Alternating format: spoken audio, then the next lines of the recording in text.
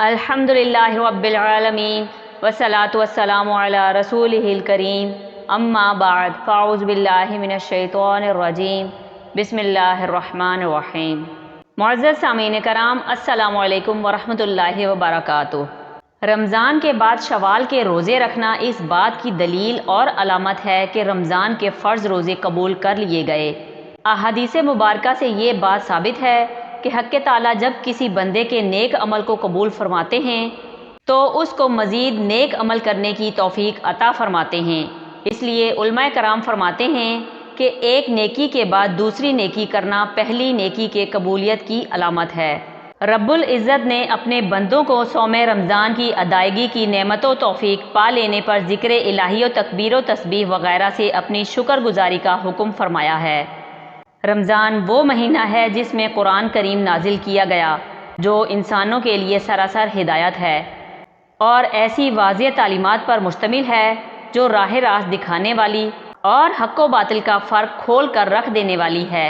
لہٰذا اب سے جو شخص اس مہینے کو پائے اس کو لازم ہے کہ اس مہینے کے روزے رکھے، اور جو کوئی مریض ہو یا سفر پر ہو تو وہ دوسرے دنوں میں روزوں کی تعداد پوری کرے۔ خدا تمہارے ساتھ نرمی کرنا چاہتا ہے، سختی کرنا نہیں چاہتا، اس لیے یہ طریقہ تمہیں بتایا جا رہا ہے تاکہ تم روزوں کی تعداد پوری کر سکو، اور جس ہدایت سے خدا نے تمہیں سرفراز کیا ہے اس پر اس کی کبریائی کا اظہار و اعتراف کرو اور شکر گزار بنو۔ سورہ بقرہ آیت نمبر 185۔ لہٰذا رمضان کی توفیق پا لینے اور گناہوں کی مغفرت پر شکر گزاری میں یہ بھی شامل ہے کہ اس کے بعد چند روزے رکھے جائیں۔ حضرت وہیب بن ورد سے اگر کسی نیکی پر مرتب ہونے والے ثواب کے بارے میں پوچھا جاتا تھا تو فرماتے تھے، نیک عمل کے اجر و ثواب کے بارے میں مت پوچھو، بلکہ یہ جاننے کی کوشش کرو کہ اس عمل کی ادائیگی پر شکریہ کیسے ادا کیا جائے کہ رحمان و رحیم رب نے تمہیں اس کی توفیق عطا فرمائی۔ خلاصہ یہ ہے کہ شوال کے 6 روزے رکھنا مستحب ہیں۔ چونکہ رمضان کے ساتھ ساتھ ان 6 روزوں کی وجہ سے پورے سال کے روزوں کا ثواب ملتا ہے، اس لیے ان روزوں کا اہتمام کرنا چاہیے۔ یہ روزے فرض یا واجب نہیں ہیں، اگر کوئی نہیں رکھتا ہے تو گناہگار نہیں ہوگا، لہٰذا اگر کوئی روزہ نہ رکھے تو اسے ملامت کا نشانہ نہیں بنانا چاہیے، کیونکہ یہ مستحب روزے ہیں جسے رکھنے پر ثواب ہے اور نہ رکھنے پر کوئی گناہ نہیں ہے۔ شوال کا پہلا دن یعنی عید کا دن چھوڑ کر اس مہینے کے اندر کسی بھی وقت یہ روزے رکھے جا سکتے ہیں، مسلسل یا متفرق دونوں صورتوں میں جس طرح بھی آسان ہوں رکھے جا سکتے ہیں۔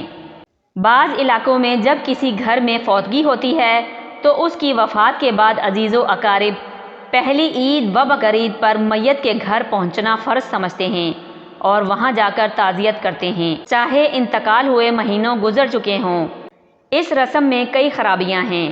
نمبر 1، تعزیت 3 دن کے اندر اندر ایک مرتبہ کرنا سنت ہے، لہٰذا جب ایک مرتبہ تعزیت کی جا چکی ہے اب عید کے دن دوبارہ تعزیت کرنا سنت کے خلاف ہے۔ نمبر 2، شریعت میں اس کا کوئی ثبوت نہیں ہے۔ نمبر 3، عید کا دن خوشی کا دن ہے اور حق تعالیٰ کی طرف سے مہمان نوازی کا دن ہے۔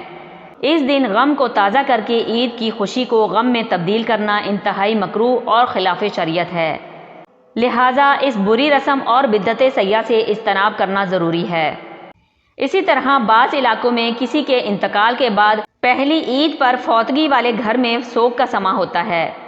اس گھر کے افراد عید کے دن خوشی منانے، اچھے کپڑے پہننے کو برا سمجھتے ہیں۔